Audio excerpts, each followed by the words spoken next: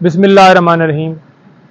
कल ARY पे मैं बैठा हुआ था और अचानक से वहाँ पर पता चला कि FIA के साइबर विंग ने मुझे बुलाया है, नोटिस भेजा है।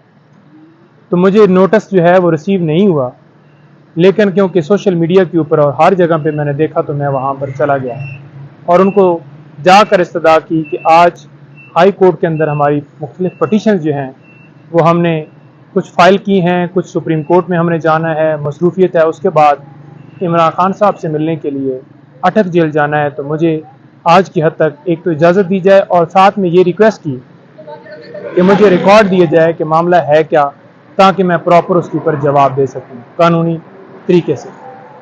लेकिन वहाँ पर मैं कुछ और सोच के गया था और वहाँ पर मंजर ही कुछ और था।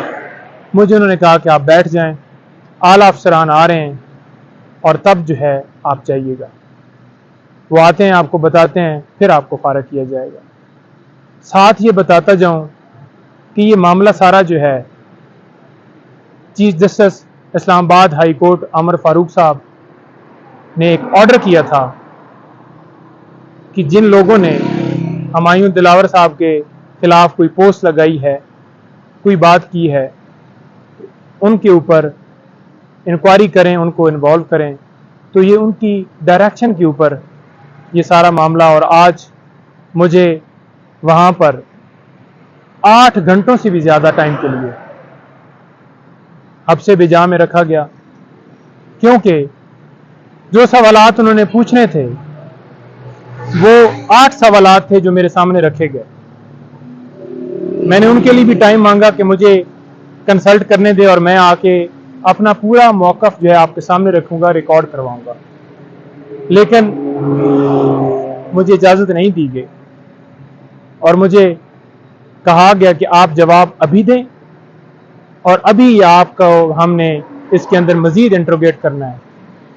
ये भी कहा गया कि PTI ऑफिशियल के ऊपर जो ट्विटर पेज है या बाकी पेजेस हैं, वहाँ पर आपकी वीडियोस चलती हैं, वहाँ पर आपका बयान चलता है, वहाँ पर आपके जो हैं पोस्टें लगती हैं आपके हवाले से। तो मैंने कहा जी बिल्कुल लगती हैं।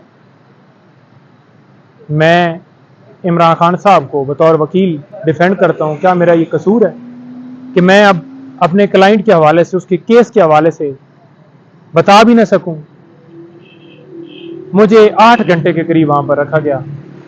मैंने जवाब भी जो उन्होंने ज़बरदस्ती मुझसे लिए मैंने दे दिए।